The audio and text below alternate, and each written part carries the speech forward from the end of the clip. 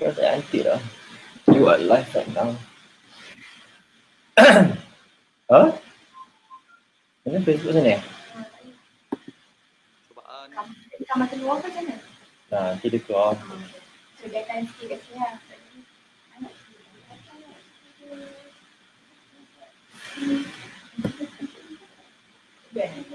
Test mic 1 2 3. Test mic 1 2 3. Baik, mic clear, mic clear.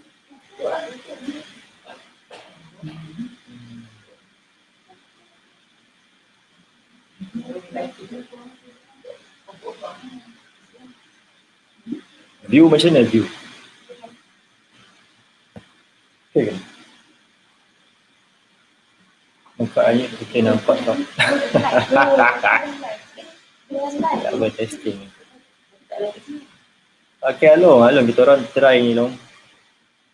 Kita orang try technical punya part.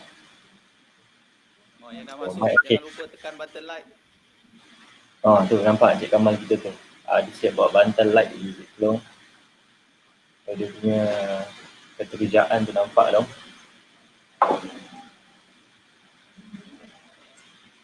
Like di page eyelid.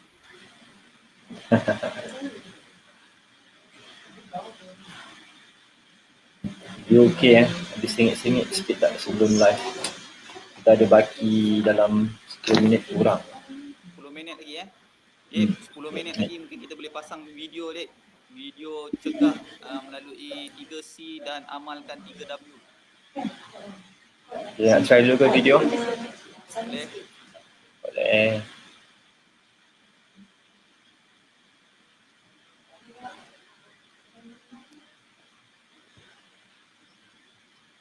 Tak full je.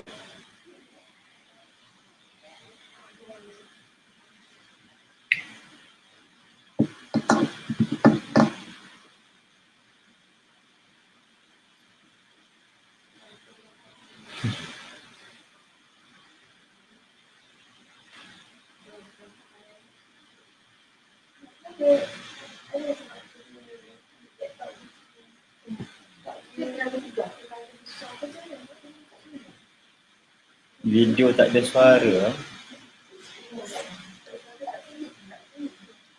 Video tak ada suara? Video. Tulis video tak ada suara.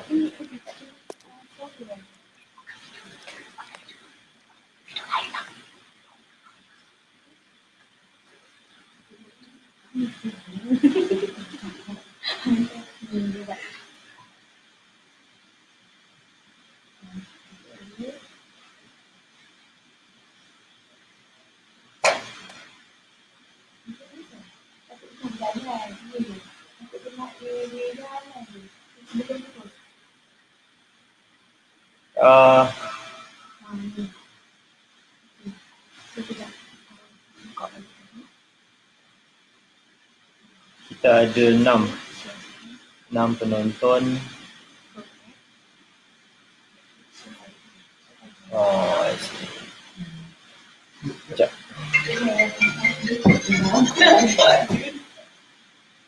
Ada orang call pula. Video tak ada suara. Video tak ada suara Long. Tadi memang tak bersuara sangat. Sebab kita tak klik button suara tu. Kita dah perbaiki dengan technical punya team. Kejap lagi kita akan paparkan balik video COVID, pencegahan COVID tu dengan suaranya sekali. Ya Cik Lee, 20 view aja. Kita baru bersiaran dalam 5 minit kurang. Harap-harap Cik Lee dapat bantu untuk view ni lebih tinggi lah insyaAllah lepas ni. Boleh Cik Lee tolong share, like, share. Cik Wan, Cik Ridwan Rashid, suara clear. Thank you. Jangan lupa awak bergema suara lah. Bergema ada yang kata clear, ada yang kata gema. Nanti saya cuba perbaiki. Walau macam mana pun harap-harap kawan-kawan yang ada dalam live ni boleh tolong share, boleh tolong like dan boleh tolong sebar-sebarkan kepada rakan-rakan lain. Kalau ada yang ada dalam grup bersama dengan alumni MFLS tier 3, tier 2, tier 1, tolonglah sebar-sebarkan kepada diorang. Mana tahu diorang akan join sekali kita punya sembang santai pada pagi ini. Alright. Sebelum saya invite kita punya panel hari ini, kita akan try run dulu untuk collect penonton-penonton supaya agak ramai, dan dalam pukul 10 ataupun 10-5 minit kita akan in-kan kita punya panel. Prof. Madya Dr. Emma Muhammad. Itu kita punya guest pada siri kedua kali ni. Nisha, Nisha, tolong sharekan kepada rakan-rakan MFLS yang lain. Kita ada geng tier 3, kita ada 240 exactly 240 orang lah. Tolong share kepada mereka dalam grup besar you all. Nanti mana tahu diorang boleh join sekali. Kan Nisha? Anis Salmi Abidin, dan like and share. Thank you. Jangan lupa subscribe. Nampak tak? Dah macam apa nama gamers dah saya ni. Kalau ada apa-apa sebarang komen sebelum kita mula, boleh bagi tahu dekat dalam ruang komen supaya nanti kami sebelum live bersama dengan panel kita boleh berbaiki. Senyum sikit ya, garangnya. Nanti saya senyum dalam sebab kalau merujuk kepada panel kita pada pagi ini, insya-Allah Along pun akan senyum je lah. Bukan Along je, Cik Lee, bukan Cik Lee je, semua para jejaka-jejaka kat luar sana insya-Allah akan senyum je. Kalau tengok poster tu pun mungkin tahulah kan kenapa senyum. Okay. Hari ini saya akan bersiaran bersama dengan rakan-rakan daripada KMI khususnya dan daripada tim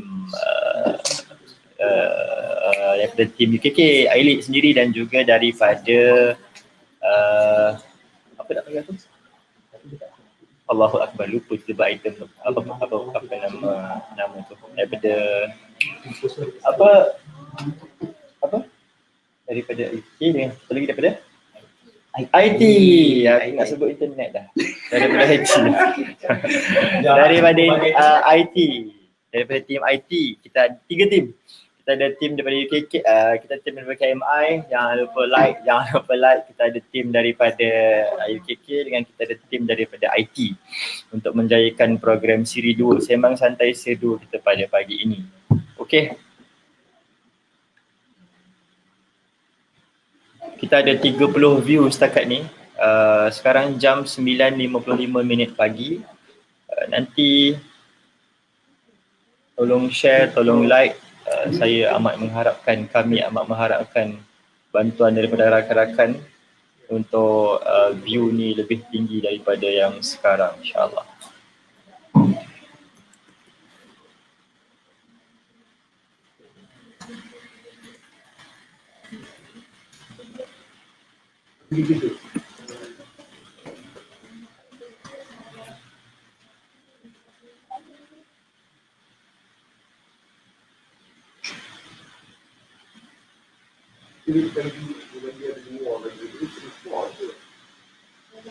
Lagu raya satu. Ada permohonan lagu raya Kalau nak pasang lagu raya tu boleh rasanya, tak ada masalah sebab ni kalangan kita dulu kan.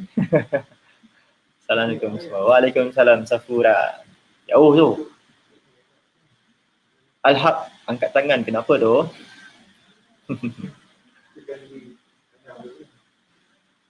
Saya dah pun invite panel, sikit jam lagi dia akan masuk, insya-Allah. So sebelum tu saya amat mengharapkan daripada rakan-rakan yang ada dalam Facebook live ni untuk teruskan share, teruskan like. Kalau boleh copy link ni beri kepada grup, mana-mana grup WhatsApp, grup-grup Telegram, grup mana-mana grup lah supaya kita nampak ramai. Dendang Perantau, steady abang. Dendang Perantau satu lain macam permintaan pada penonton pada pagi ni. Kita ada video cegah COVID, kita belum ada video untuk Dendang Perantau lagi. Tapi nanti mungkin ada keluar di iklan, kita akan paparkan.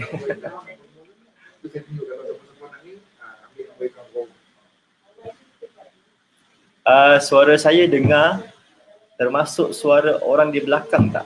Maksudnya ada noise tak dengar daripada rakan-rakan di belakang pun you all dengar juga suara? Salam Ramadan ke-20 semua.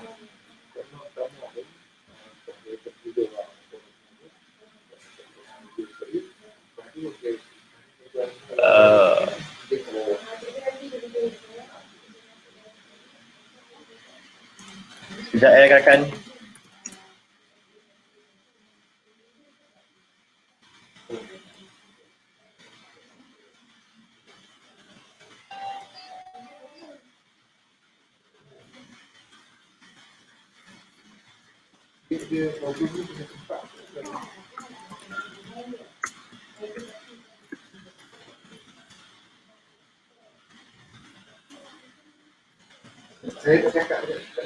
Okey, sedikit sebanyak penceritaan tentang program kita pada pagi ini.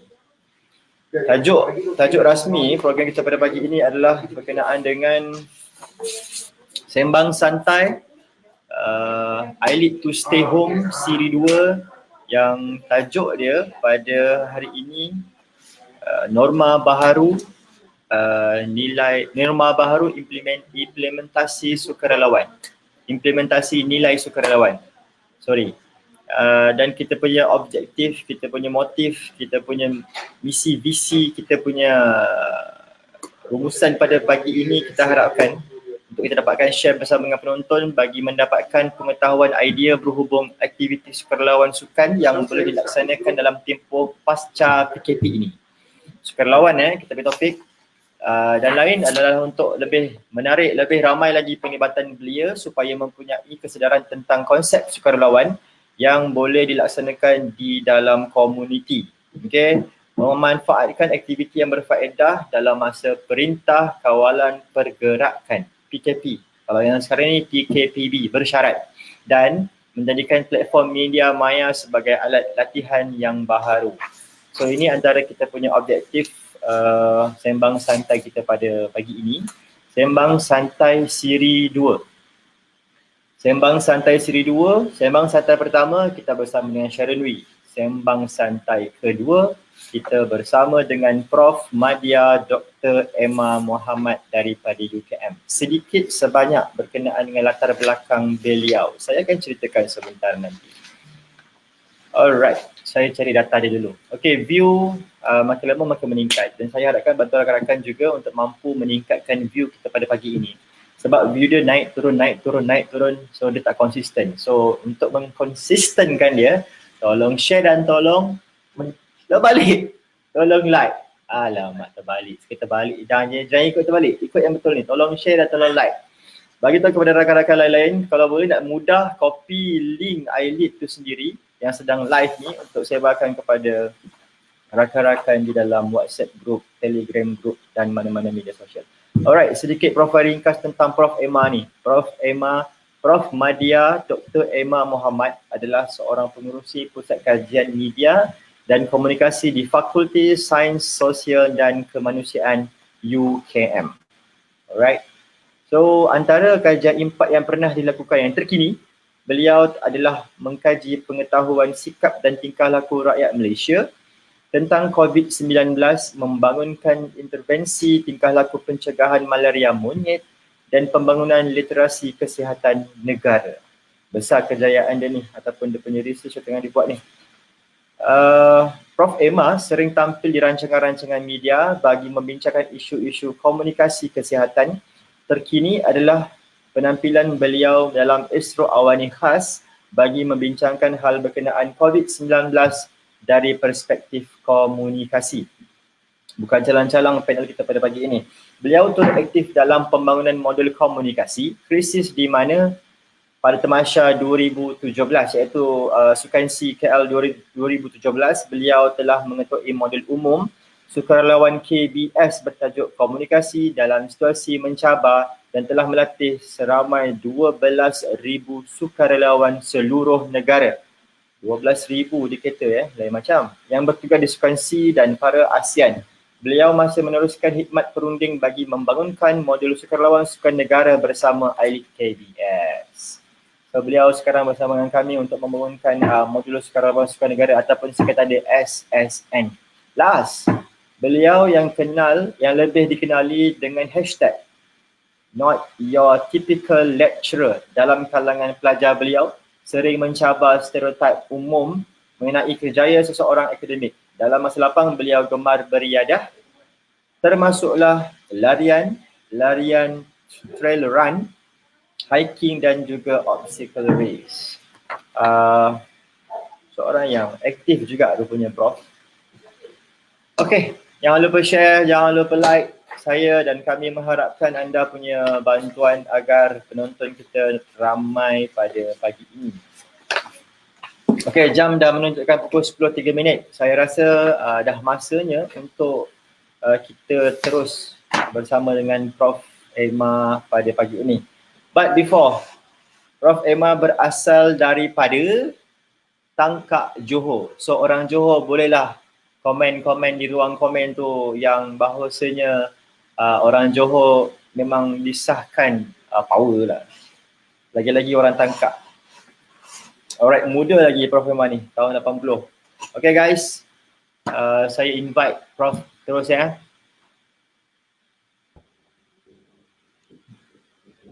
Okay. Assalamualaikum warahmatullahi taala wabarakatuh. Selamat pagi, salam Ramadan, salam puasa yang ke-20 Prof. Waalaikumsalam. Apa khabar Arif? Alhamdulillah sihat. Lama tak jumpa Prof dalam PKP ni kan. Saya pagi-pagi ni buka tingkap tengok hujan dekat rumah saya ni. Macam kalau interview pagi ni dah sambung tidur dah. Tapi pagi ni lain sikit, kita ke udara bersama untuk membincangkan ilmiah sedikit. Maknanya cuaca pagi ni memang menyebelahi kita pada pagi ini. Nampak mood pun ceria, sejuk. Tekak pun mungkin taklah kering sangat kot. Okay, para penonton, setakat ni penonton seramai ini Prof, dan mungkin dia akan meningkat dari masa ke masa. Jadi penonton, inilah Profesor Madya Dr. Emma Muhammad daripada UKM. Cantik, seorang yang giat dalam sukan, not typical lecturer, saya lupa, not your typical lecturer, dalam kalangan student beliau, dan banyak juga menyertai aktiviti-aktiviti sukan lasak kalau ikut daripada profil dia, dan juga aktif dalam bidang pengkajian atau research. Cukup berbangga dengan adanya Prof. Madya Dr. Emma yang amat muda bagi saya, bagi kita, tapi dah mencapai tahap kejayaan yang seperti yang saya ceritakan tadi. Sebenarnya tak muda sangat. Muda. Pada perspektif kami Prof sangat muda. Kalau jumpa depan-depan lagi. Kan, saya daripada Johor kan? Ya. Saya ada bagi tahu penonton. Saya bagi background sikit lah, walaupun saya ni lahir di Tangkak, Johor. Tapi saya sebenarnya boleh dikatakan saya ni rakyat satu Malaysia lah. Sebenarnya kalau orang tanya saya asal dari mana, saya tak tahu nak jawab apa. Sebab masa kecil-kecil dulu my father kerja di estate oil palm, kelapa sawit. So memang keluarga kami keep on moving lah. So di mana ayah saya bekerja masa tu, kat situlah kami lahir. So adik-beradik saya semua daripada ada lahir dari Perlis, Johor, Pahang, Sarawak pun ada. So actually saya consider myself satu Malaysia lah. Merata. So dah dari kecil-kecil lagi dah jalan-jalan dah satu Malaysia. Dah pusing habis dah. Sekali dah makin dewasa, dah berjaya, tak tahu nak pusing mana dah. Overseas kot. Saya buat PhD lah di Cardiff kan. Duduklah situ 4 tahun kat situ. Prof, sebelum kita pergi, ada yang hi Prof Emma, jumpa lagi the best speaker di Institut Semarak Kedah lepas. So that's mean, dia adalah namanya Cik Lee, Cik Hazli. Sebelum saya terlupa, saya takut. Ya? Saya nak cakap hi juga kepada semua sukarelawan Sukan C 2017 yang telah menjalani latihan bersama saya 3 tahun lepas. So just wanted to say that saya rasa tempoh masa training tu adalah antara kenangan manis lah dalam kerjaya hidup saya. 12,000 sukarelawan seluruh negara yang bertugas di Sukan C dan para ASEAN. 12,000 bukan angka yang kecil. Itulah. That's why it's so special to me. Kalau saya lah kena angka ni, saya tak tahulah saya terkejut tahap apa kot. Tapi ternyata sebagai seorang Prof Madya, Dr. Emma mampu menangani 12,000 orang sukarelawan. With my team, I have a really good team. Ya. Untuk Sukan C ketika itu Prof bersama tim MESOC kan? Yes, betul. Okay. Saya masih lagi menantikan view yang seperti yang dirancang. Ni dah ada yang claim dah, saya pun Johor juga. Kan saya dah kata. Johor. Nampak? Dia nak claim saya pun orang Johor. So Johorian ni apa dia punya tagline dia? Bangsa Johor. Bangsa Johor. Sekejap lagi muncul lah. Bangsa Johor. Alright, saya rasa ini dah masa dia dah sesuai dah untuk kita terus kepada topik perbincangan kita pada pagi ini. Untuk pada penonton yang baru sahaja bersama-sama dengan kami, tajuk pagi ini adalah norma baharu implementasi nilai sukarelawan. Saya repeat, tajuk kita pada siri yang kedua untuk pagi ini adalah norma baharu implementasi nilai sukarelawan. Bersama dengan kita punya panel iaitu Prof Madya Dr. Emma Muhammad daripada UKM yang cantik, aktif, sangat macam-macam. Saya pun tak tahu nak puji macam mana because of sebelum ni saya kenal dia pun saya terkejut. Wah, mudanya dah jadi Prof Madya doktor. Lepas tu hebat. Macam okay, tu rezeki. Mungkin boleh jadi sumber inspirasi kepada penonton-penonton di luar sana kan. Dan jangan lupa kalau ada soalan-soalan berkenaan dengan tajuk kita pada pagi ini, boleh sertakan di ruang komen. Nanti Prof akan jawab. Kalau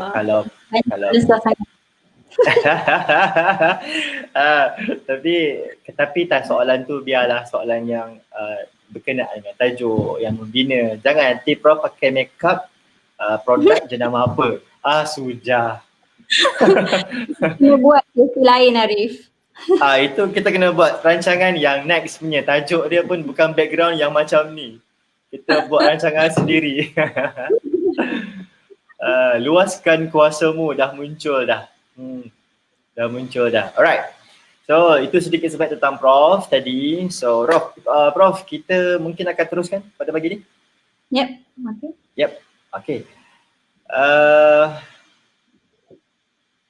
Kita mulakan dulu dengan latar belakang Prof tadi, seorang yang aktif dalam arena sukan seperti larian dan juga aktiviti outdoor. Bagaimana untuk Prof ni? Seorang Prof kekal sihat ketika dalam norma baharu, sedangkan Prof punyai banyak masa busy yang untuk fokus kepada pelajar-pelajar Prof dan juga aktiviti lain. Silakan Prof untuk kekal aktif dalam norma baharu. Sebenarnya saya ni baru berjinak-jinak jugalah dengan outdoor activity ni. Tak terror pun lagi, masih lagi baru budak baru nak up lah. Dan saya pun actually bila kita dalam PKP ni kan memang especially pada awal-awal tu kan memang langsung tak boleh keluar rumah kan. So memang ada rasa rindu lah berada di luar, especially bila kita dah biasa kan every weekend I would usually go out pergi hiking with friends ke ataupun pergi running ke, would do some outdoor activities lah. So rasa macam janggal jugalah mula-mula tu. Dan sepanjang PKP ni pun saya sebenarnya ada juga event yang saya dah register tapi tak dapat lari. So macam last month katanya saya participate dengan dalam Kenaboy Ultra 70 km. So saya pun sebenarnya tak praktis cukup. So saya rasa hikmah dia adalah saya tak perlu lari lah 70 km. But saya yakin siapa yang aktif, physically aktif akan terasa apa yang saya rasa ini juga. Dan memang kalau kawan-kawan saya yang memang dalam group running, group trail run, memang orang cakap macam sangap lah duduk kat rumah, sebab ada juga yang kawan-kawan yang dah order treadmill, order bicycle, indoor bicycle, ada order weights kan, dumbbells and whatnot, supaya diorang boleh still kekal aktif di rumah juga. Dan pada awal-awal tu ada jugalah saya buat indoor exercising dengan my friends, guna Zoom, so kiranya macam video call, so dia kat rumah dia, I kat rumah I, and then we just like macam pasang YouTube channel ke, ataupun kita dah ada set of exercise yang kita nak buat tu, dan kita just buat time tu. So actually exercise ni kadang-kadang is very social. Kalau macam you buat seorang-seorang memang boring. Memang nak give up aja tengah jalan kan, you rasa macam you tak nak buat je. So bila you have friends ni, memang akan push kita lah untuk lebih committed lah. Tapi selain daripada kalau kita tak kekal aktif dari segi fizikal, macam physically try to exercise ke whatnot, we can still be active di rumah. Sepanjang tempoh PKP ni saya pun macam ambil kesempatan to do a lot of improvement in the house. Saya ada saya cat balik some dinding in my house and do a little bit of DIYing. And then itulah, so I rasa kalau kita exercise pun, as long as you do something that is tak adalah duduk saja kan depan komputer, I think that is good lah. So I try to do that lah as much as possible. Oh, saya macam terkejut dengan perkataan tadi yang Prof katakan, cat ruang rumah little bit tu. Sempat lagi mengecat lah maknanya. Ada masa untuk mengecat. Bila anak saya cat dinding ruang tamu saya hari. Tapi berbandingkan kepada penceritaan tadi, agak padat jugalah jadual tu. Tapi Prof tak katakan tentang kelas di UKM yang secara atas talian ni kan. Itu tak masuk sekali. Kelas bukan satu. Masa awal-awal hari tu memang universiti memang membatalkan ataupun menangguhkan dulu perkuliahan sebab kita tidak pasti bagaimana keadaan PKP pada awalnya. So semester memang ditangguhkan ataupun beberapa minggu ditangguhkan. So kita memang mempunyai a few weeks untuk merancang bagaimana online class akan dijalankan selepas itu. So kita pun menggunakan masa itulah. So sebenarnya online class telah bermula 2 minggu yang lalu. So memang pelajar-pelajar kebanyakannya memang dah balik ke rumah masing-masing. Dan mereka harus menjalani baliklah semester mereka dan perkuliahan mereka secara online. So betul sebenarnya orang kata sebenarnya bila kita mengajar online ni, kita lebih penat dan lebih banyak time sebenarnya yang kita laburkan untuk pembelajaran, dan pelajar pun begitu juga. Tapi saya rasa antara hikmah pembelajaran online ni adalah pelajar akan terpaksa ataupun dipaksa untuk belajar secara independently. So saya rasa itu yang penting sebab dalam sebarang pembelajaran pun autonomi diri kita rasa bertanggungjawab terhadap apa yang kita harus pelajari. So dengan cara ini saya rasa mereka perlu adapt lah dengan perubahan yang berlaku kerana COVID-19. Ya. So bukan saja pelajar, sebenarnya saja yang agak kekok, awkward untuk belajar online ni sebenarnya. Saya yang pekerja pun agak awkward lah pada awalnya.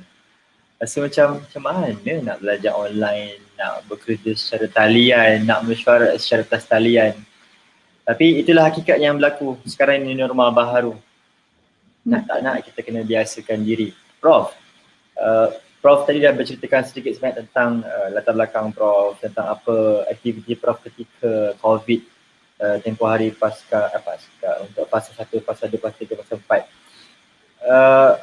Ada penonton yang sedang nanti-nantikan dalam tempoh sibuk Prof tu, Prof mampu untuk membahagikan masa, meluangkan masa untuk sehingga ke tahap yang ini, apa mungkin resepi, apa mungkin perkongsian Prof kepada penonton yang mungkin boleh menjadikan inspirasi kepada para penonton? Sedikit sebanyak, silakan. Saya rasa yang penting itu kita ada a set of jadual lah harian tu. Sebab bila kita di rumah, kita mudah aja untuk terus rasa complacent, terus rasa selesa kan. Tak nak bangun tidur sampai pukul 10, 11 pun tak apa. Tapi saya rasa bila kita ada setkan jadual harian dan also target apa yang kita nak capai pada hari itu, ia sebenarnya boleh membantu kita lah. Dan apa macam saya punya jadual in the morning would start dengan Zoom tadarus bersama kawan-kawan saya setiap pagi. So that causes me to wake up and stay up sampai dah habis tadarus tu. So nanti kita habis dalam pukul 7:30 macam tu, I would come down and just get ready, mandi dan clean up the house sekejap, and then by 9 o'clock macam tu I would sit down and then get my children to also sit down with me and then do their schoolwork, dan saya pun buat kerja jugalah. Cuma saya rasa macam saya rasa sebenarnya bila dalam tempoh PKP dan bekerja di rumah ni, saya lebih workaholic saya rasa kan.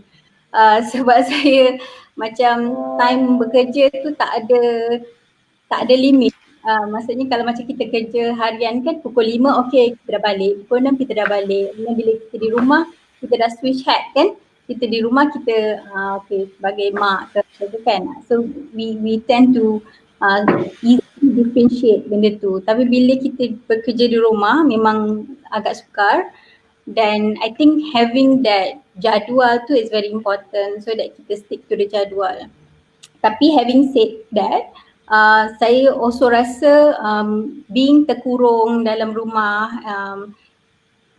can be a bit stressful, dan mungkin ada antara kita yang akan mengalami sedikit rasa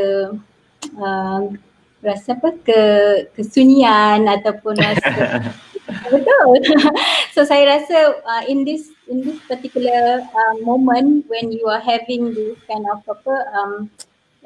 feelings, it's very important to take a break dan try and do something else, meaning you indulge with something new, you try to appreciate life. Macam saya ada kawan saya yang start tanam bawang and just because and then in a way kita pun macam learn something new, tak pernah nak tanam anything kan, lepas tu dia try and learn something that is different.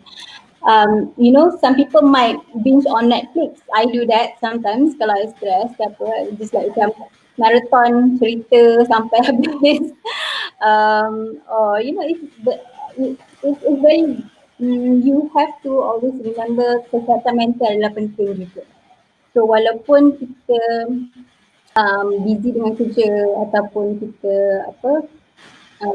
try to set certain goals and cuba untuk mencapainya, adalah masih lagi penting untuk menjaga kesihatan mental kita. So I think that is something yang I would like to also stress kepada everybody out there, to also take care of your mental health dalam sepanjang PKP ini. Ya. Baru mukadimah saya dah rasa macam kagum. Apatah lagi bila kita berada di pertengahan klimaks dan juga pengakhirannya nanti.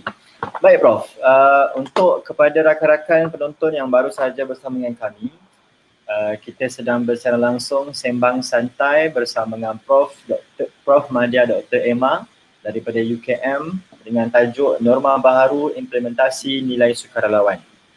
Okey. Jadi kita akan zoom sedikit soalan ini berkenaan dengan tajuk. Berbalik kepada tajuk ini, tajuk utama kita iaitu berdasarkan situasi semasa, Norma Baharu Implementasi Nilai Sukarelawan. Apa pendapat Prof secara general, secara umum? Saya rasa pandemik COVID-19 ni telah membawa satu perubahan yang drastik kepada kita semua. Dan Arif, are you still there? Yeah, right. Prof? Nah, Arif terputus. Okay, silakan. So back balik so saya rasa macam COVID-19 ni telah membawa perubahan yang sangat besar dan drastik kepada kita semua, dan especially kepada budaya sukarelawan, I feel, especially di negara kita. Kalau kita lihat sebenarnya berdasarkan World Volunteerism Report 2018, sebenarnya Malaysia bukanlah antara negara ataupun kita tak mempunyai budaya volunteerism yang sangat tinggi as opposed to macam negara macam China, India ataupun US. So it's something yang kita are still having some problems untuk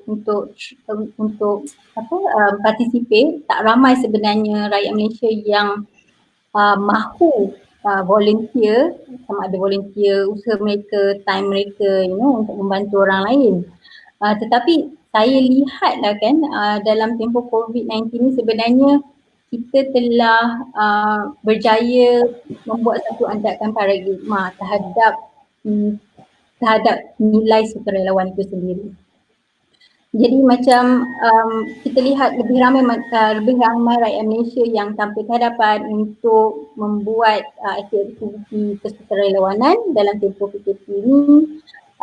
Sama ada dua bentuk lah, Arif. Satu tu saya labelkan sebagai conscious volunteerism. Maksudnya adalah mereka yang actively aware ataupun kita jelas ini adalah perlakuan sukarelawan. Contohnya mereka yang tampil untuk membantu frontliners itu. Contohnya macam rakan-rakan saya dari universiti yang membantu dari segi membuat facial visor contohnya, menjahit PPE. Ada rakan-rakan saya yang menjahit PPE untuk doktor-doktor dan untuk jururawat yang bertugas di frontline. So ada juga yang macam membantu menyediakan makanan kepada mereka yang memerlukan, kepada pelajar dan sebagainya. Ada yang membantu dari segi membersihkan kawasan yang tercemar, dan sebenarnya banyak lagi lah aktiviti kesukarelawan yang jelas yang saya labelkan sebagai conscious volunteerism ni. Tapi apa yang sebenarnya kita tak perasan lah, ada satu lagi act of volunteerism yang saya rasa saya nak panggil ni subconscious volunteerism lah. So what does this mean adalah kita sebenarnya tak sedar perlakuan kita ni adalah satu bentuk sukarela. Tapi every one of us is doing this right now. In the sense that kita volunteer to stay at home. Okay. Kita volunteer untuk tidak participate in social events. Kita volunteer untuk mengamalkan social distance bila kita di luar. Kita volunteer tak pergi kerja. Kita, so kita nanti raya nanti kan, kita volunteer untuk tidak menziarah jiran-jiran ataupun sanak saudara yang jauh kan. Kita volunteer itulah tidak melawat elderly kita dan sebagainya. So saya rasa benda-benda ini adalah sebenarnya act of volunteerism. Sebenarnya ini adalah nilai sukarelawan yang terpaksa kita internalize dalam tempoh PKP ni, yang kita secara tak sedar lah yang kita buat ni. Tapi what this means is that kita sedang melatih diri kita lah untuk menjadi sukarelawan secara dalam diri kita, sampai kita rasakan kita sebenarnya volunteer lah. So kalau macam kita lihat dari segi konsep teori volunteerism ni kan, kita sebenarnya akan lebih cenderung untuk membuat aktiviti kesukarelawan bila kita ada suatu recognition involvement yang tinggi, involvement recognition yang tinggi. Maksudnya kita rasa yakin yang kita boleh buat dengan sempurna aktiviti tersebut dan kita rasa macam aktiviti kita ni akan ada benefit kepada orang lain. So that is the involvement recognition. Kalau kita ada rasa yang tinggi involvement recognition ni, kita akan lebih terdorong untuk buat aktiviti kesukarelawanan. Tapi at the same time involvement recognition ni tidak berdiri dengan sendiri. Dia ada satu lagi faktor yang boleh mempengaruhi seorang whether nak atau tidak buat volunteerism effort ni. Satu ni yang dinamakan recognition, constraint recognition. So constraint recognition ni dia adalah kita menimbang semula apakah kekurangan ataupun constraint kita daripada melakukan perkara tersebut. So saya bagi contoh kan, kalau macam dalam tempoh PKP, yes, kita volunteer untuk stay at home. Tapi at the same time constraint kita adalah kita tak cukup duit. Kita perlu untuk tampung keluarga kita. So you ada dilema dari segi tu untuk kekal volunteer to stay at home, to not do your business, you know. So those are the things that we need to think about when we bila kita bercakap tentang nilai sukarelawan. Maksudnya apa yang sebenarnya yang kita harus pertimbangkan untuk melihat ataupun untuk mendorong seseorang itu untuk participate dalam aktiviti kesukarelawanan. Tapi macam saya katakan awal tadi lah Arif, saya rasa COVID-19 ni antara silver lining dia adalah dia telah invoke kita punya personal values of volunteerism dalam diri kita.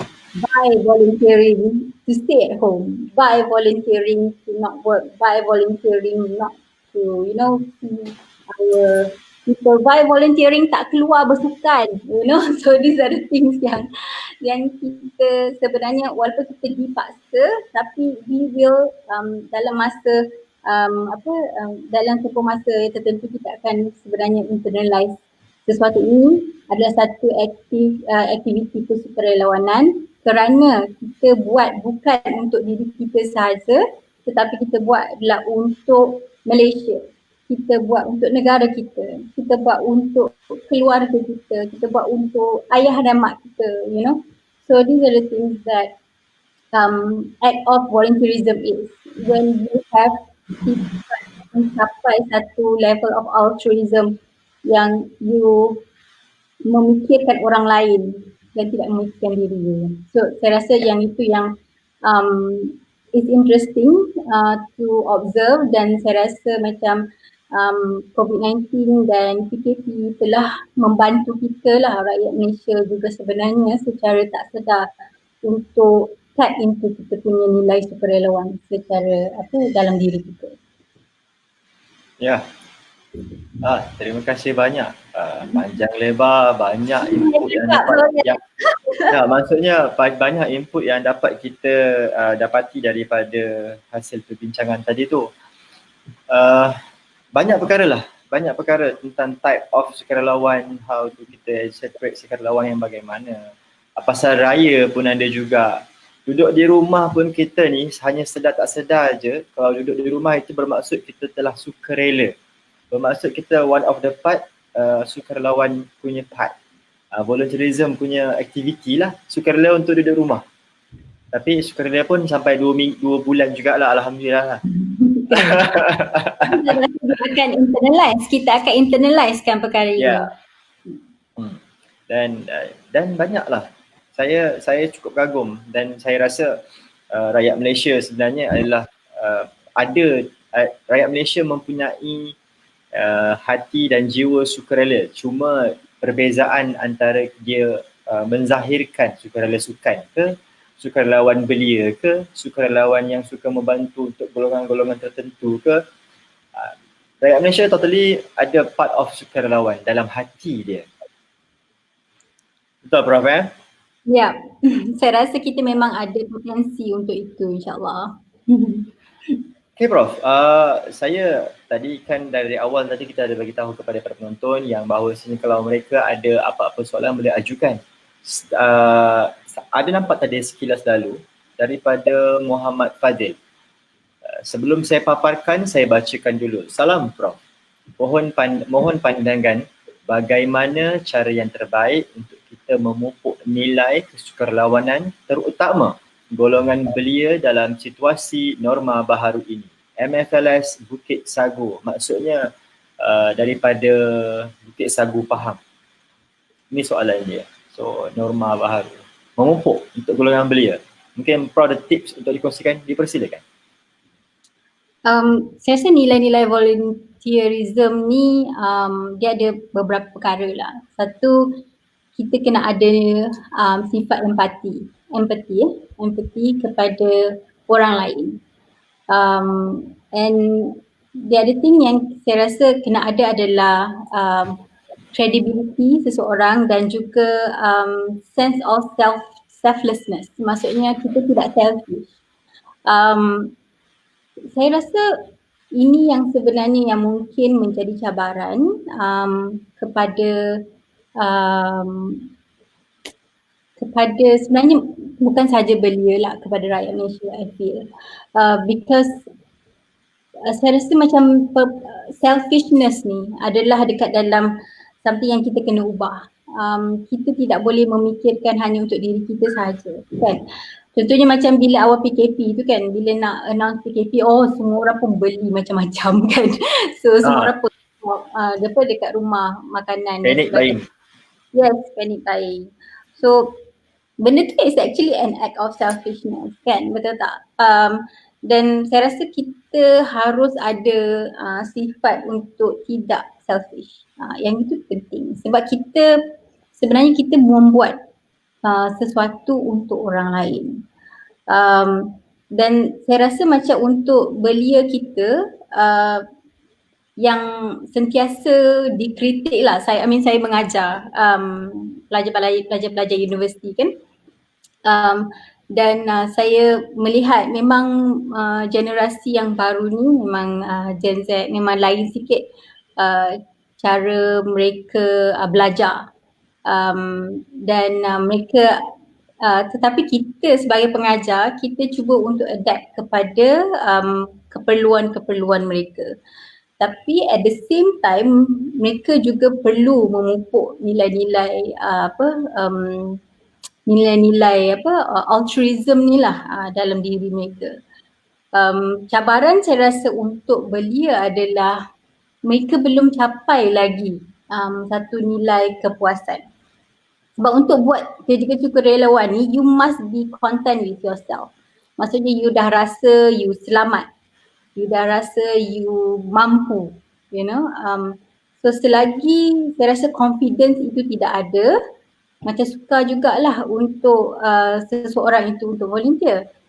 So macam training, contohnya training yang I cuba untuk bangunkan ini kan, untuk membangunkan sukarelawan sukan dalam kalangan belia di Malaysia. I think it's a really good training kerana walaupun you rasa macam sukarelawan tu tak perlu kita training, sebenarnya itu dah lahir pada diri dia sendiri. Tapi saya rasa ia akan membantu. Kursus-kursus yang tertentu akan membantu mereka untuk melihat dengan lebih jelas lagi, okey, begini caranya, apa strateginya, apakah yang perlu saya perbaiki pada diri saya sendiri. So benda-benda ini sebenarnya membantu. Dia macam leadership lah. Orang kata macam leaders are born, not learn kan. Tapi saya rasa kursus-kursus kepimpinan sangat membantu, even for me pun juga. Kursus-kursus kepimpinan atau latihan-latihan kepimpinan, bila saya observe pemimpin-pemimpin ataupun senior-senior ke yang saya hormati, profesor-profesor yang saya hormati, saya belajar kepimpinan daripada mereka. Dan saya rasa training ni sama juga dengan volunteerism. Kita perlu memberikan training yang sesuai dengan remaja yang mereka rasa seronok untuk participate dalam act of volunteerism. Alright, itu dia jawapan daripada Prof untuk Cik Fazil. Kita boleh terus ke ada tiba-tiba ada banyak soalan pula dari penonton. Mungkin dia orang dah input dengan topik kita pada pagi ini. Alright. So saya pergi kepada soalan yang seterusnya. Daripada Nur Afizai. Salam Prof. Pertanyaan saya, macam mana nak tanamkan nilai kesukarelawanan dalam diri kita tanpa rasa letih / merungut di kemudian hari? Soalan ni saya rasa macam ada kat diri saya pula. Saya pernah lalui. So Arif lah kena jawab ni. So ini soalan dia. Ini adalah penama Facebook tersebut. Memang rasa letih kalau buat sukarelawan, kadang-kadang sometimes dia rasa letih macam kau ni tak hargai aku lah. Betul berungut lah tu. So bagaimana? Jadi bagaimana? Thank you Nur Afizai soalan tu. Saya mungkin saya boleh relatekan kepada kejayaan saya sendirilah kejayaan saya sendiri sebagai seorang pensyarah. Saya kita sebagai pendidik kan, in a way memang kerja saya dibayar untuk memberi lesson dan mendidik dan what not. Tapi saya kadang-kadang saya buat lebih daripada itu. Maksudnya saya cuba untuk mendapatkan pelajar saya more than what they can have in the confine of a classroom. Saya dedahkan mereka dengan pengalaman luar, tag to institusi media dalam sehari untuk just learn, for example. Lepas tu saya panggil, saya buat aktiviti-aktiviti dalam classroom yang lebih fun. Saya buat video-video kelakar dengan ada pensyarah-pensyarah lain di Dimension, di pusat kajian saya. Semua ni adalah saya buat dan kami buat untuk cuba mendidik pelajar kami supaya mereka lebih faham dan mereka lebih seronok untuk belajar. So ini adalah sebenarnya outside daripada apa yang saya perlu buat. Kalau ikutkan dalam dalam struktur yang biasa, okay, you kena buat kuliah 2 jam, tutorial sejam, ada dia punya format-format dia. Tapi kenapa saya buat lebih daripada itu, ataupun kenapa saya memikirkan bagaimana saya nak handlekan kelas ini supaya dia lebih engaging. Ini semua adalah secara sukarela saya buat benda ni. Kenapa saya nak buat benda ni? Tapi balik kepada macam Arif cakap lah, macam orang tak menghargai ke kan? Sebenarnya saya rasa yang paling seronok lah, dan saya rasa paling kepuasan sebagai seorang pensyarah adalah bila pelajar kita berjaya. Saya rasa bila saya tengok pelajar-pelajar saya dah keluar bekerja menjadi somebody, ada yang keluar TV dan whatnot, and I always say to myself, I like to say that I have something to do with that person being able to capai that kejayaan. Dan memang kita tak minta apa-apa pun in return, really. But we see that product kan, hasil daripada kita tu, itu adalah satu kepuasan kepada diri kita. Dan itu sebenarnya yang membantu saya untuk sentiasa ada rasa bertenaga ataupun sentiasa rasa macam tak puas, nak buat lagi, nak improve, sentiasa untuk memperbaiki diri saya dan sebagainya. Dan saya rasa macam ini boleh aplikasikan dari segi apa bentuk volunteerism pun, even dalam kerja kita sendiri kan, dan pelbagai jenis kerja kita. So I would say itulah, I would say macam yes, kadang-kadang mungkin kita akan hit a wall yang kita rasa macam very burn out kan dalam kerja. Tapi I always say to my colleagues, my friends, berada dalam kerjaya seorang pensyarah ni adalah satu blessing sebenarnya, sebab kita melahirkan orang lain yang mungkin akan berjaya. Dan satu kejayaan saya rasa sebagai seorang pendidik adalah untuk lahirkan pelajar yang lebih baik daripada kita. So itu sebenarnya kepuasan yang saya dapat bila saya volunteer lah untuk do all these things on top of the normal kuliah dan planning for my lessons. So so saya rasa mungkin tak specifically on sukarelawan tu, tapi saya cuba relate balik kepada nilai sukarelawan kita sendiri dalam pelbagai bentuk.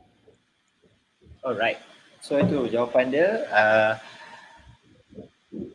Kena pandai relate agar dia selari dengan kehidupan kita. Tak semestinya sukarelawan tu mampu untuk mendidik kita menjadi seorang manusia yang baik.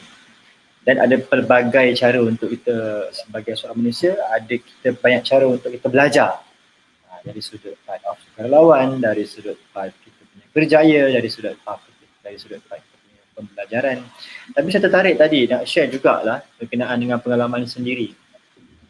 Rasa puas dalam belajar dan dalam kerjaya. Dulu masa saya pernah menceburi bidang jurnalis, kewartawanan bersama dengan Syauqi Kaha, kita punya komentator Malaysia, Syauqi Kaha, dalam dia punya production house Silver Spot dulu.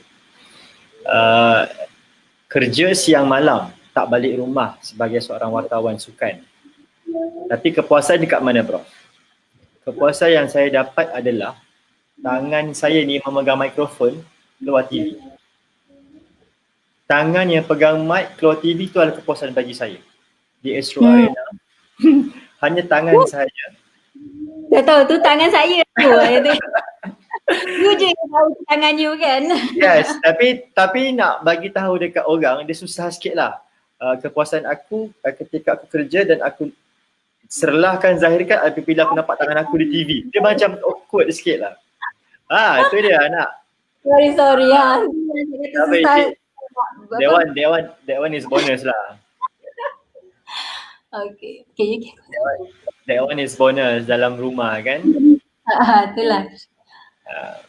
It's okay, never mind, tak apa. Batman, hi Batman. Okay, bye-bye. Okay, alright, sorry. It's okay, tak apa. Itu biasa.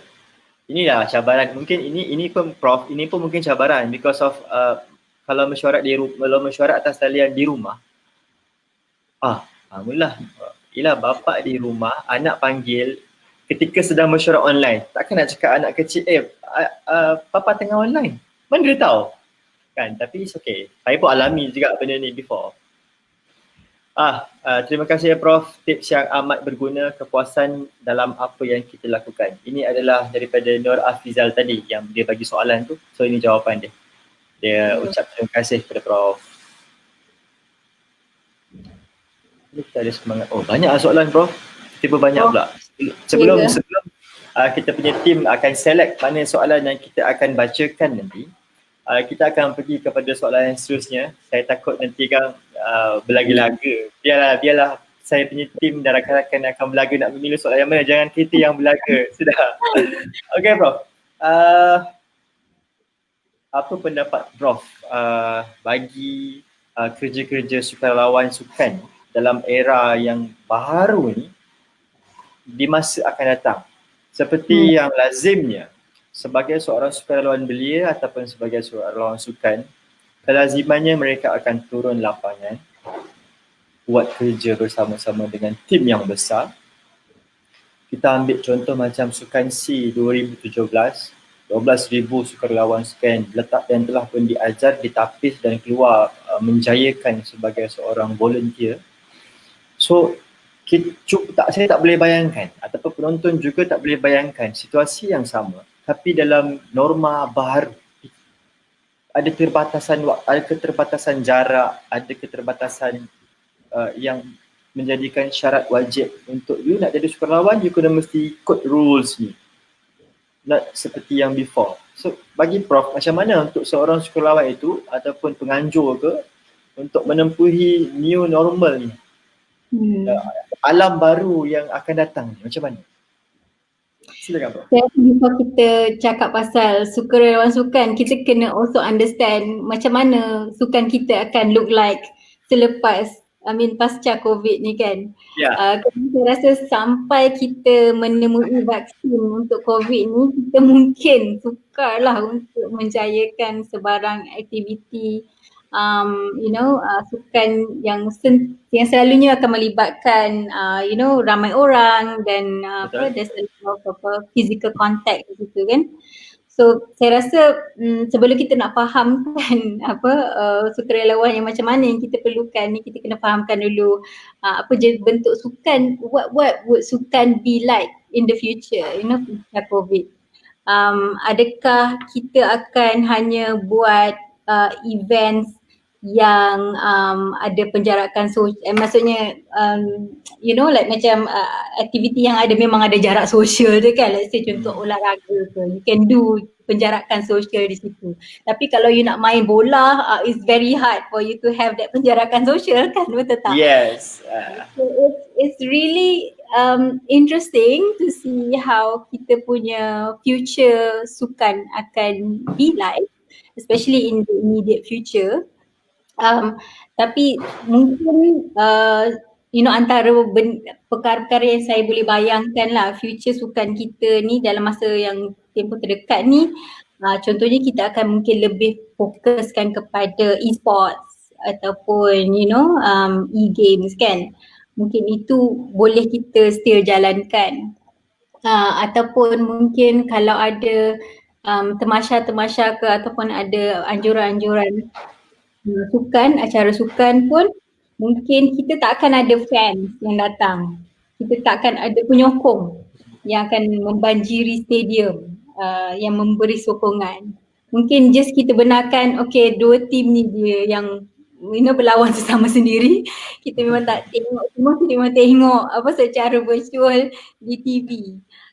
Tapi mungkin juga kita akan boleh tengok platform yang baharu yang mungkin akan dibangunkan, bagaimana untuk sports fans ataupun penyokong-penyokong sukan ni untuk still experience as if dia berada di stadium tersebut. Maksudnya ada that VR punya, AR punya experience ke mungkin mungkin akan dibangunkan ke satu platform yang begitu yang boleh mewujudkan satu suasana seperti berada di stadium, tetapi you sebenarnya duduk kat rumah seorang-seorang untuk menyokong. So that might happen.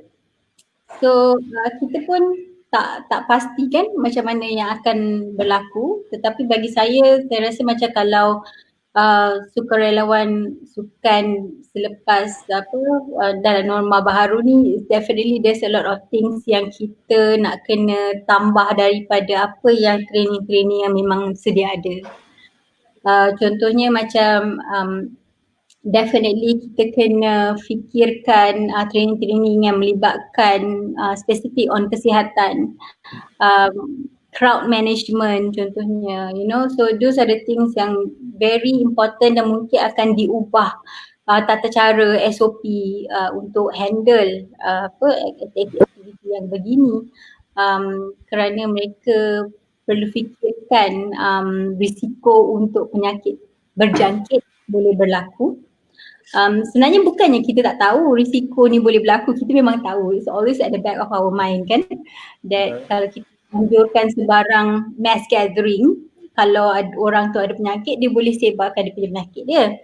Tapi because of COVID ni, kita punya sense of awareness tu jadi lebih tinggi kan, dan kita jadi lebih aware. Dulu kita tak fikir pun nak bawa sanitizer ke mana-mana. Sekarang ni kalau kita tak bawa sanitizer macam berdosa rasa pada diri sendiri. So things like that, So saya rasa macam yes, definitely SOP ataupun training kepada sukarelawan sukan akan banyak melibatkan tata cara untuk menjaga kesihatan dan also mendapat ilmu yang betul. Sebab mereka yang harus communicate, mereka yang harus beritahu kan kepada orang ramai, mereka yang harus direct orang ramai pada apa yang sebenarnya harus dilakukan. So saya rasa ilmu itu adalah penting juga, selain daripada training tentang the new SOP atau new tata cara lah. Itu dia perkongsian daripada Prof. View kita makin lama makin meningkat, Prof. Saya nampak ada yelah, tapi biasalah dalam alam maya ni kan dia ada naik, dia ada turun, dia ada naik, dia ada turun. But sedikit pengenalan ringkas kepada penonton-penonton yang baru saja masuk. Panel kita pada pagi ini adalah Prof. Madya Dr. Emma Muhammad daripada pengurusi Pusat Kajian Media dan Komunikasi di Fakulti Sains Sosial dan Kemanusiaan UKM. Bukan calang-calang orangnya. Okay. Itu sedikit sebanyak tadi daripada perkongsian Prof berkenaan dengan bagaimana sukarelawan itu untuk di masa akan datang. Dan kita masih lagi dalam track, dan bila tengok di ruang komen ni Prof, nampak bertubi-tubi, bak kata orang. Bertubi-tubi komen di ruang komen bertubi-tubi memberikan soalan kepada Prof. Saya ambil satu daripada dua soalan yang hampir sama. Pertama daripada Aida Kulen. Ayo kita paparkan. Okay, kita paparkan dulu. Alright. Macam kenal je orang ni. Aida ke tu? Itulah bila dia zoom baru nampak. Mungkin Aida kot. Assalamualaikum Prof. In your opinion, how to control drop out number during training session? Sebab kita nak ubah stigma sukarelawan di Malaysia terutamanya yang hadir bukan kerana token atau reward yang diberikan. Ini pun sukar sikit lah jawapan ni kalau tanya saya. Mostly. Tapi inilah soalan dia. Dan satu lagi Prof yang hampir sama dengan soalan tadi tu. Bagaimana kita nak ubah mentaliti masyarakat tentang nilai sukarelawan? Sedar tak sedar mereka masih ramai masyarakat di luar sana yang memandang remeh terhadap sukarelawan. Almost sama lah. But tadi yang pertama more kepada token, kerana bukan kerana token dan atau reward. Silakan Prof. Mungkin ada komen, ada perkongsian daripada Prof. Tapi saya nak token. Situasi sekarang saya nak token. Saya nak baju, saya nak seluar, saya nak cap. Situasi tu macam mana? Semua nak layout, nak access card, nak semua nak. Silakan Prof. Saya rasa because kita dalam dah biasa terima all this insentif kepada kerja yang kita buat kan. So kalau macam because kita dah biasa, kita mengharap. So sebenarnya untuk menukar kita kebiasaan ni, kita kena ubah cara kita. Macam mana kalau kita sebenarnya saya tak rasa salah memberi inisiatif tu. It's at least something yang menghargai sukarelawan kita kan, betul tak? Saya rasa macam we need to, kita kena value kita punya sukarelawan. Because it's not hard, it's not easy to become ataupun to sustain untuk buat kerja sukarelawan. Yang kenapa you nak buat kan benda tu, padahal you boleh buat benda lain, you know. So I think yes, I rasa insentif tu is good, but we might think of a different kind of incentive, you know. Mungkin insentif dari segi fizikal tu kita dah biasa bagi. Mungkin kita nak bagi something insentif yang boleh membantu untuk meningkatkan lagi motivasi seseorang. Itu mungkin a different kind of incentive yang mungkin tidak akan menelan banyak sangat kos, tetapi boleh masih menarik lagi orang ramai untuk menggiatkan diri dalam aktiviti sukarelawanan. Tapi Prof, kalau Prof, saya mencelah sikit lah. Tapi pada kalau ikut dia kita punya, kan ada Gen Y, Gen Z lah, Gen 2, Gen tu kan. Kalau ni ikut pada fasa umur saya ni, golongan 80-an ni, dia dah sinonim dengan pergi ke mana-mana program sukarelawan, you akan dapat mungkin lah RM30 berserta t-shirt. Okay, sama ada situasi dia dapat dulu ataupun buat kerja dulu baru dapat, itu different. Tapi basicnya adalah siapa yang hadir, you akan dapat imbuhan. Pendidikan itu dah menjadi sinonim dalam minda umum macam saya ni contohnya. Untuk hakis benda tu, dia mungkin memakan masa. Tapi tapi tak mustahil boleh buat. Tapi untuk yang new punya generasi ni tak pastilah dia punya rentak dia macam mana, dia punya cara sukarelawan mendidik ataupun penganjur mendidik sukarelawan yang baru ni macam mana. Saya rasa tak mustahil untuk ubah. Kenapa contohnya kalau kita lihat di negara lain, people berlumba-lumba untuk volunteer. Contohnya masa COVID ni kan, masa awal COVID di China, volunteers daripada daerah-daerah lain selain daripada Wuhan would come down to just volunteer. Dan ada di dalam kalangan mereka yang tak ada tempat tinggal, just come in untuk volunteer. Diorang tak ada tempat tinggal, tak ada yang secure tempat tinggal, diorang memang tak dibayar langsung, kerajaan was struggling to even maintain ataupun nak drop the cases. Ni kan pula nak fikirkan pasal sukarelawan mereka kan. So they would just do all those activities out of diorang punya rasa satisfaction diri, saya rasa. Dapat bantu ni sebenarnya does things to your heart lah. Bila sebenarnya kalau you rasa you dapat membantu seseorang, dia feels your heart a little bit. Macam contohnya bila you bagi zakat ataupun bila you bagi sedekah, sebenarnya is also in a way is act of volunteerism, you untuk beri duit kepada orang ataupun beri barang-barang kepada orang. You know that you will lose something kan, tapi apa yang you dapat, what you gain back is kepuasan diri kerana you telah berjaya untuk mengubah nasib seseorang ataupun even the smallest thing like okay dia dapat life ini, so I think these are the things yang kita nak kena ubah, mindset dia nak kena ubah. Tetapi apa yang saya rasa potensi untuk generasi baru ni ialah mereka adalah generasi yang suka kolaborasi. This is something that we at universities memang menekankan perkara ini kerana mereka belajar, they strive when they are working collaboratively. Diorang akan lebih rasa seronok dan rasa nak participate kalau mereka boleh work together.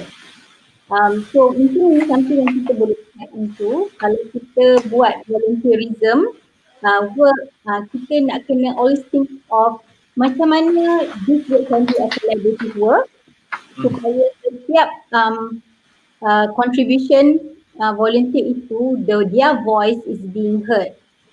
Dan dia orang juga yang membantu untuk construct this program contohnya.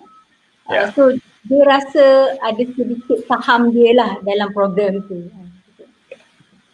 Okay, kolaborasi, work together. Saya nak kongsikan bersama dengan para penonton yang bahawasanya Prof.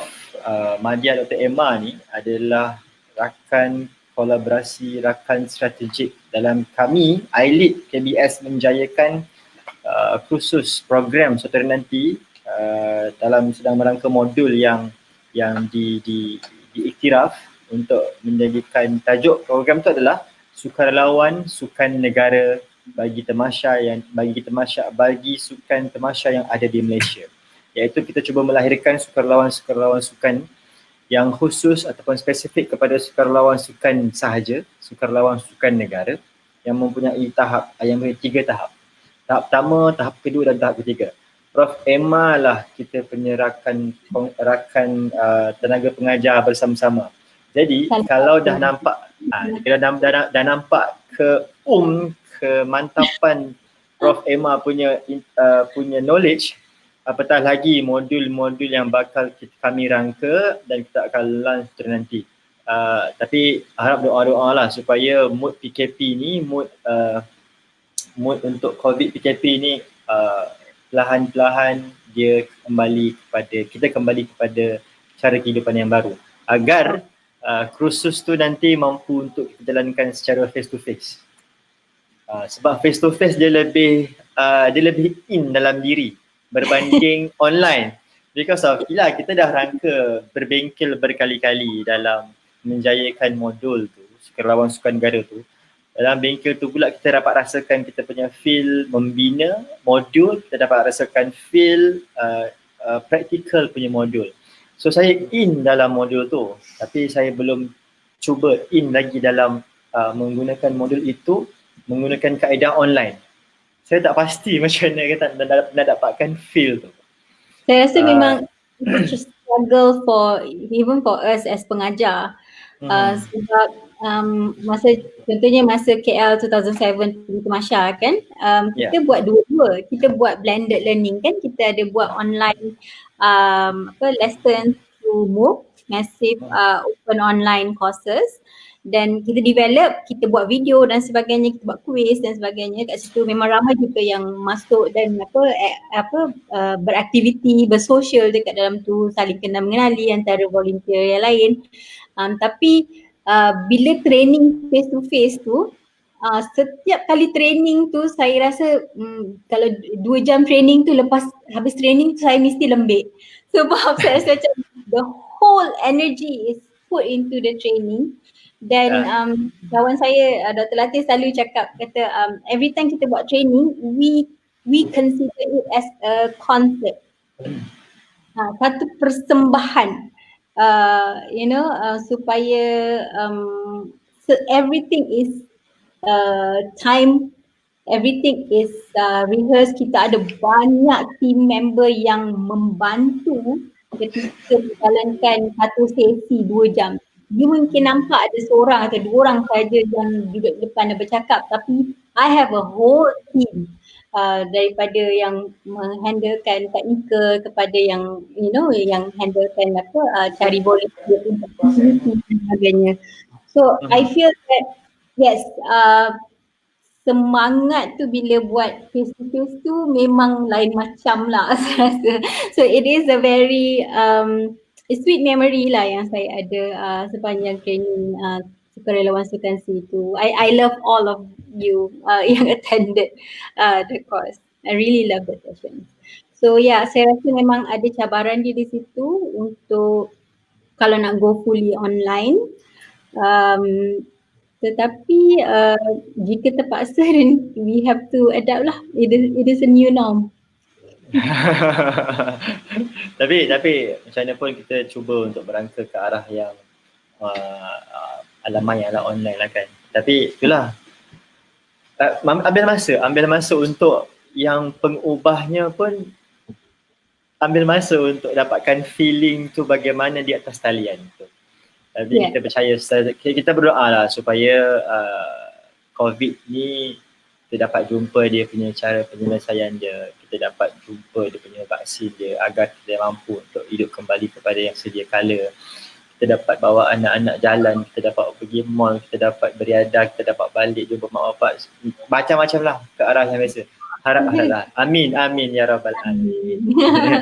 Okay Prof, berbalik kepada tadi berkenaan dengan generasi yang sebelum ini, generasi yang sekarang, bagaimana cara rentak dia menerima volunteer ataupun cara rentak dia menerima imbuhan ataupun tidak. Ada beberapa komen yang memaparkan mereka juga memberikan pendapat mereka sendiri. Contoh antaranya kita lihat di sini daripada Sharifah Nurizah. Ini antara dia punya pendapat yang kita boleh kongsikan bersama dengan para penonton. Mungkin kita juga, dan ada juga yang berpendapat iaitu Fauziah Muhammad Noor. ini pendapat peribadi yang saya rasa kita boleh kongsikan bersama. I agree with both. Ya. Ya, sebenarnya memang kita nak kena fikirkan something yang projek yang mereka boleh ada kolaborasi supaya mereka rasa lebih invested in the project rather than saya kena buat benda begini, you know. Saya nak ada, itulah saya cakap ada saham dia lah dekat situ kan. I want to be part of creating this. Diorang memang dalam generasi itu memang bekerja begitu, dan kami di education memang aware of that's how they best learn in any situation. So I agree definitely. Dan Alright, Prof. also ada modul-modul yang tertentu untuk membantu mereka untuk mencapai that objective. Betul? Saya pun setuju juga. Prof, dalam era yang mencabar sekarang ni, kita ada macam-macam lah kan cabaran dalam dunia, especially di Malaysia ni yang ada media sosialnya, yang ada generasi sekian dan cara-cara berkomunikasi mereka pun sometimes kita pun tak dapat nak baca macam mana cara dia orang berkomunikasi. Ada yang joke tapi joke tu dia agak kasar dan sebagainya. Baik, dalam etika ataupun dalam norma sebagai seorang sukarelawan, apakah kepentingan berkomunikasi kepada sukarelawan itu untuk menghadapi cabaran di masa akan datang? Saya rasa masa akan datang ke, masa sekarang ke, saya rasa memang komunikasi is very important. Memang daripada meaning dalam secara menjadi sukarelawan kan, komunikasi adalah satu keupayaan ataupun skill yang penting sebab kita deal with people every day kan. It's like you are doing sales or you are the front people yang menjawab soalan, you know. So yes, kepentingan komunikasi itu sangat penting, dan cumanya saya rasa mungkin pasca COVID ni kita ada perubahan dari segi cara ataupun platform yang kita akan guna untuk berkomunikasi. Maksudnya mungkin there will be a system yang lebih terancang untuk menjawab responses. You know, supaya bila orang tanya itu dia immediately akan dapat responses, tak payah you know, berhadapan kan. So that would probably limit the physical contact dekat situ. Maybe you know, kita yang penting adalah keupayaan teknologi komunikasi. Yang tu saya rasa yang perlu dibangunkan. Menggunakan teknologi, belajar untuk bagaimana menggunakan teknologi untuk berkomunikasi dalam menjalankan peranan ataupun tugas mereka sebagai seorang sukarelawan. So I think that is very important juga. So bermaksud kepentingan komunikasi tu dia tak membatasi waktu lah. Daripada dulu, sekarang nak datang, komunikasi adalah sangat penting. Begitu. Ya, betul. Saya setuju. Sebab saya kelahiran daripada Diploma in Communication. Sama berat kita. Sama ya. So, kepada para penonton, kalau ada apa-apa sebarang soalan yang saya boleh bacakan kepada Prof, you boleh sertakan soalan-soalan tersebut di ruang komen supaya nanti saya boleh bacakan soalan kepada Prof dan kita akan dengar sama-sama jawapan yang akan diberikan. So far saya tak terima apa-apa lagi cue daripada rakan teknikal untuk saya bacakan soalan kepada Prof. Tapi seandainya para penonton yang ada ni, kalau adalah soalan-soalan terpendam lagi, type je. Sila type cantik-cantik, molek-molek, nanti insya-Allah saya akan paparkan dalam skrin. Betapa bangganya diri apabila nama terpapar dalam skrin layar ni. I feel you. Saya dapat cue daripada Urustia untuk dipaparkan. Tapi ini bukan soalan lah. ini adalah sharing. Ini adalah sharing daripada IELTS sendiri. Saudara-saudari juga boleh layari portal IELTS dalam HTTP ini bagi mengetahui pelatihan yang telah dilaksanakan secara khusus, dan sudah tentu jangan lupa di laman web kami KBS www.kbs.gov.my secara amnya. So anything happen yang terkini punya perangkaan perencanaan KBS ada di dalam laman web tersebut. Prof juga mungkin ada laman tersendiri untuk dikongsikan. Kalau penonton-penonton nanti nak lebih rasa dekat bersama dengan Prof, boleh. Kalau perasan di crawler di bawah ni, saya ada sertakan sekali Facebook Profesor, iaitu namanya adalah, sebentar, crawler tu Emma Muhammad. Facebook Emma Muhammad. Okay, kalau mungkin ada beberapa soalan yang tertinggal ataupun bila dah end live nanti baru teringat, jangan lupa friend dengan Prof untuk nanti kalau ada apa-apa nanti mungkin boleh direct ajukan soalan kepada beliau. Saya lebih aktif di Instagram hari ini. Lebih di Instagram. Kalau di Instagram nanti saya akan paparkan nama Instagram untuk tontonan kepada para tetamu, para penonton. Saya ada Instagram tu. Jangan risau. Okay, ini mungkin adalah soalan yang daripada pihak Urusti yang terakhir. Tapi mungkin kita akan pick up beberapa soalan lagi daripada para penonton.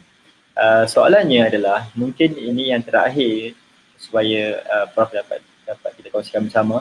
Mohon Prof untuk merumuskan perbincangan kita pada pagi ini yang daripada jam 10 tadi sehingga sekarang sudah pukul 11.14 pagi. Saya tak perasan. Saya mohon maaf. Daripada awal hinggalah yang saat ini, dan mungkin Prof ada saranan ataupun pujukan kepada para belia di luar sana dan juga penonton di luar berkenaan dengan lawan sukan yang kita bincangkan pada pagi ini. Silakan Prof. Saya rasa apa yang saya nak cakap adalah mungkin balik semula kepada poin pertama saya lah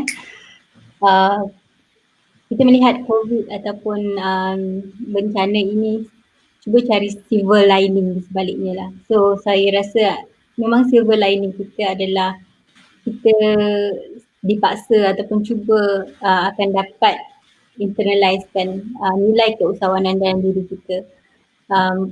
Keusahawanan kesukarelawanan dalam diri kita. Boleh.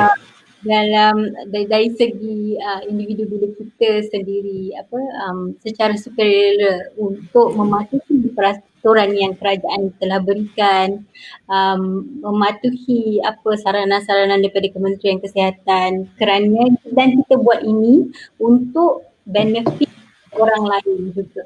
Benefit diri kita yes, tetapi benefit juga kepada kaum keluarga kita, kepada negara kita. Okay, so kita mengorbankan perkara-perkara yang kita biasa lakukan dan perkara-perkara yang kita suka lakukan. So itu adalah sebenarnya act of volunteerism, dan saya harap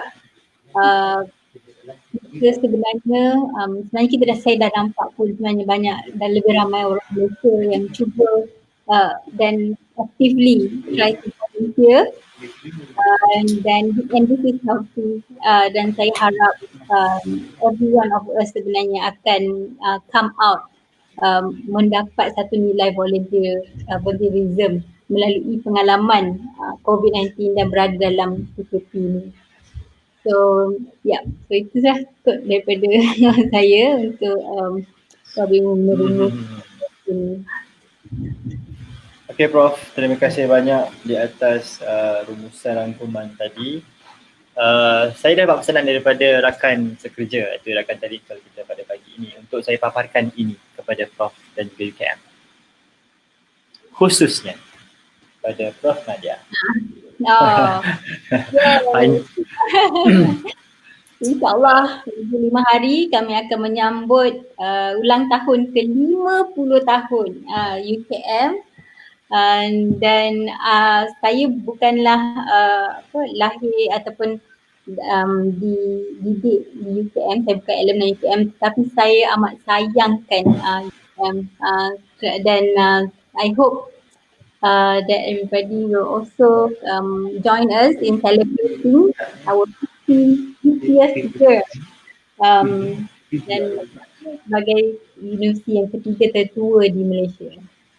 Ya, saya terpaksa paparkan sebab Prof daripada UKM dan orang sebelah saya daripada UKM. Yay! So basically 2 lawan 1 saya kalah lah. So saya paparkan lah. Dia buat hashtag UKM pula. Yes. But it's okay. Saya bukan student UKM tapi saya berbangga dengan UKM sebab dia dekat dengan saya punya student, saya punya universiti juga. Saya nak claim juga. Saya try untuk claim. Okay, dan claim. Okay, Prof. Tadi kita punya soalan tadi yang daripada Aida apa tadi, Prof? Ada Cullen. Aida Cullen tu. Dia juga turut memberikan komen rasa setuju pandangan secara peribadinya berkenaan dengan saudari Fauziah punya pandangan, dan mereka juga dalam ruang komen berdiskusi. Selain daripada kita berdiskusi, mereka juga berdiskusi bertukar pandangan. So saya rasa saya tak shock sendiri kot. Saya rasa kita punya sharing pada pagi ini nampak berjaya kerana mampu untuk membawa penonton ini berdiskusi bersama. Hasil impact daripada Prof lah ni as a panel yang saya rasa tak salah kami jemput Prof. Jangan serik. Jangan serik jemput Prof, no lah. So thank you juga kepada pejabat belia dan daerah Sukan Jempol serta Jabatan Belia dan Sukan Negeri Sembilan di atas bersama-sama menjayakan program kita pada pagi ini. Alright Prof, rasanya sudah pun tidak ada soalan daripada mana-mana peserta. Ada mana peserta? Tengok dah biasa peserta. Face to face punya khusus daripada penonton. So saya rasa Prof pun sudah memberikan rumusan rangkuman daripada awal hingga akhir. Jadi kita dah ke udara 10 pagi sehingga 19 pagi. Kita punya timeline adalah 10 pagi, 11 pagi. Terima kasih banyak kepada Prof di atas perkongsian sebentar tadi, di atas kesudian bersama-sama menjayakan program ini bersama dengan kami, iLead KBS. InsyaAllah kalau ada masa dan rezeki dan peluang di masa akan datang, kita akan bersama-sama lagi menjayakan lebih banyak program akan datang. Mungkin ada ucapan daripada Prof untuk sebelum kita offline. Silakan Prof. Just say thank you very much iLead for inviting me to be part of this session Sembang Santai. I really enjoyed it. And to everybody yang turut serta dalam perbincangan ataupun mengikut menyaksikan sesi ini, thank you very much. Dan saya just nak ucapkan selamat Hari Raya. Salam lagi 10 hari. Selamat Hari Raya kepada semua warga Malaysia dan hopefully raya kali ini yang disambut probably secara sederhana dan mod PKP akan tetap meriah di mana anda berada. Alright, itu saja Prof. Yep, okay. Terima kasih sekali lagi, jutaan terima kasih sekali lagi daripada pihak iLead kepada Prof sendiri secara peribadi, secara khususnya. Dan saya harap kalau ada kesalahan daripada pihak kami penganjur, kami memohon maaf sempena bulan Ramadan yang mulia ini dan juga menjelang Syawal akan datang. So diharapkan untuk di masa-masa akan datang kita akan dapat berkolaborasi bersama lagi insyaAllah. InsyaAllah. Baik, kepada para penonton terima kasih yang tak terhingga di atas kesudian bersama-sama dengan kami selama tempoh 1 jam lebih ini. Dan terima kasih kepada pemberi komen dan terima kasih kepada pemberi soalan-soalan yang amat baik, dan terima kasih kepada mereka yang sering bertukar pandangan di ruang komen. Tak lupa juga kepada rakan-rakan strategi yang lain, mungkin ada tim Mesok daripada Aida daripada jabatan belia, daripada volunteer yang ada bersama-sama dengan kita pada pagi ini.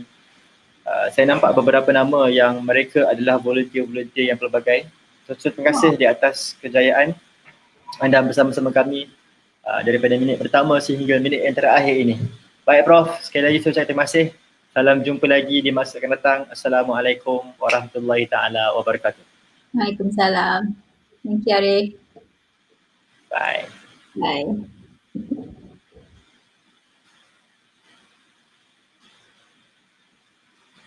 Alright, itu saja daripada pihak kami, Kluster Modal Insan ILIT. Sebelum itu kita akan paparkan beberapa info untuk tetapan para penonton bagi program-program akan datang.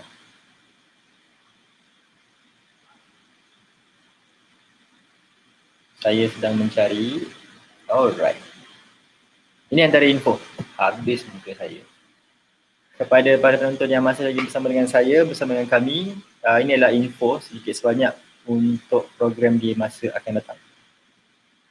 Mungkin tuan-tuan puan-puan boleh note di dalam nota masing-masing, di dalam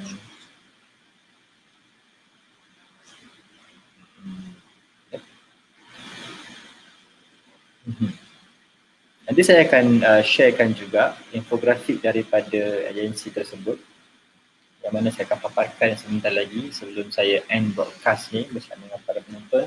Tapi kita dah end bersama, kita dah tamat sesi bersama dengan panel kita pada pagi ini lah.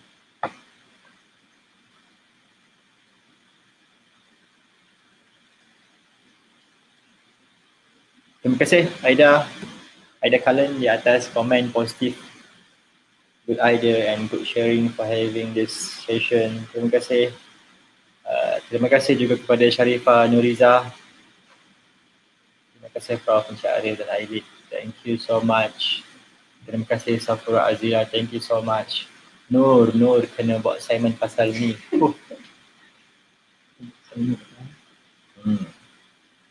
So ada banyak pujian juga, insyaAllah dengan pujian-pujian tadi tu kami cuba untuk lebih maju, untuk lebih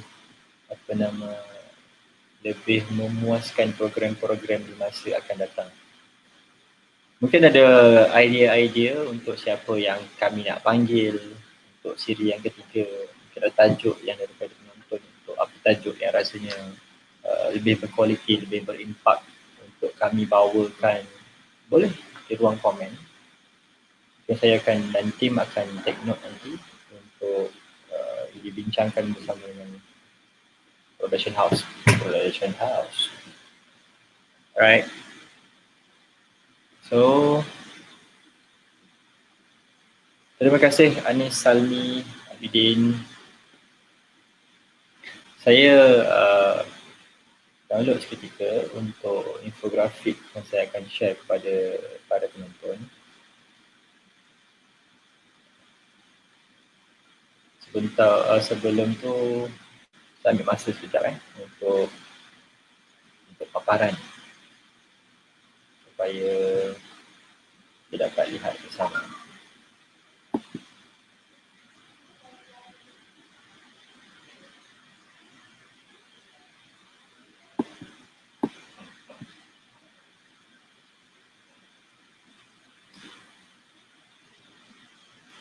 Boleh kiranya kalau ada cadangan-cadangan, apa-apa idea daripada para penonton, kita bina tajuk dia akan di masa akan datang.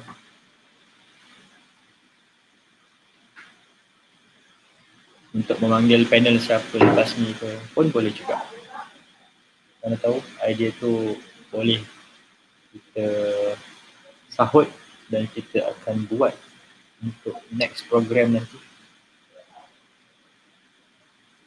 Alright. So ini dia untuk program akan datang di bawah Kluster Modal Insan. My Forum at Ramadan bersama dengan 1 orang moderator dan 2 orang panel. Norma baharu, peluang dan cabaran. Yang akan bersiaran pada hari Jumaat tarikh 15 Mei 2020 masa 10 pagi hingga 12 tengah hari, 2 jam. Macam yang siri 2 yang untuk kerja sukan hanya 1 jam. Yang ini adalah untuk kerja belia bagi kluster modal insan. Mungkin anda yang masih bersama di talian boleh take note untuk nanti kita akan bersama-sama mendengar forum ini di talian yang sama, iaitu FB Live iLead, page iLead sendiri. Pada yang belum lagi like ataupun follow Facebook iLead, boleh follow sekarang untuk program-program yang akan datang supaya tak terlepas. Okay. Alright, itu saja daripada saya, Arif Samsun. Saya memohon maaf daripada awal hingga akhir jika ada beberapa kesalahan, kesilapan, dan saya juga mewakili rakan-rakan yang lain memohon maaf jika ada berlaku sebarang kesalahan bertasur bahasa. Itu adalah kesalahan yang biasa yang dilakukan oleh saya sendiri, dan insya-Allah jumpa lagi di masa akan datang. Assalamualaikum warahmatullahi taala wabarakatuh.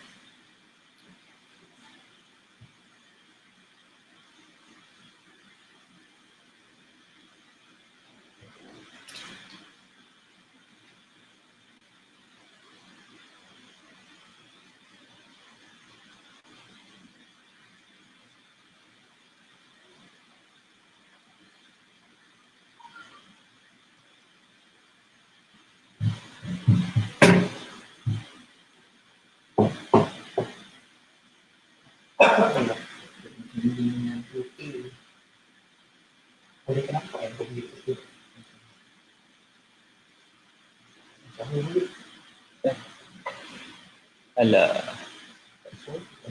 salah.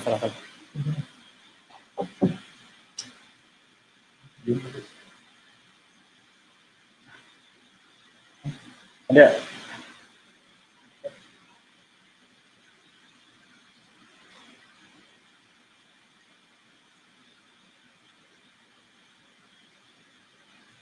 Bercakap jarak dekat, seperti semasa bermesyuarat, berurusan di kaunter dan semasa di ruang kerja. Sebarang mesyuarat yang melibatkan ramai pekerja harus dibuat dalam talian. Amalkan 3W, iaitu wash, cuci. Mengamalkan kebersihan diri dengan kerap cuci tangan dengan air dan sabun atau guna hand sanitizer. Sediakan hand sanitizer di pintu masuk dan lain-lain tempat strategik di tempat kerja. Wear, pakai. Individu yang bergejala pernafasan, batuk atau selsema dan pekerja yang selalu berurusan dengan orang ramai seperti di kaunter perkhidmatan hendaklah memakai penutup mulut dan hidung. Warn, beri amaran.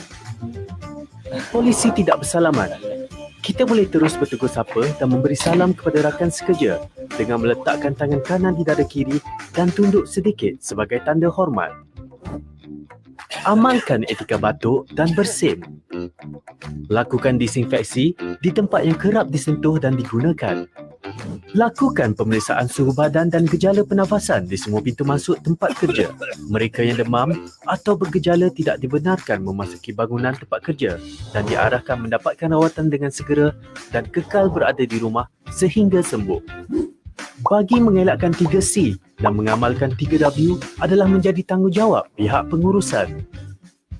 Peka dengan maklumat dan polisi terkini yang dikeluarkan oleh kerajaan dan segera memaklumkan kepada pekerja.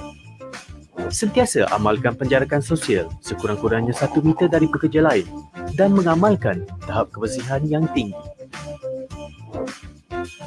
Melakukan saringan kesihatan dan tingkatkan tahap kebersihan pengendali makanan. Pekerja dinasihatkan supaya tidak berkongsi makanan dan peralatan makanan.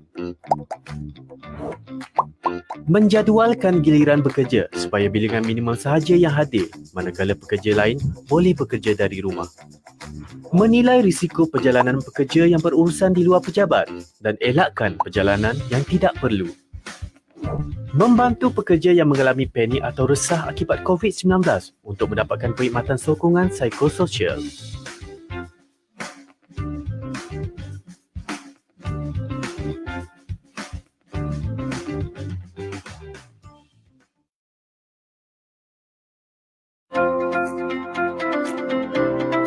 Jenis-jenis penutup mulut dan hidung.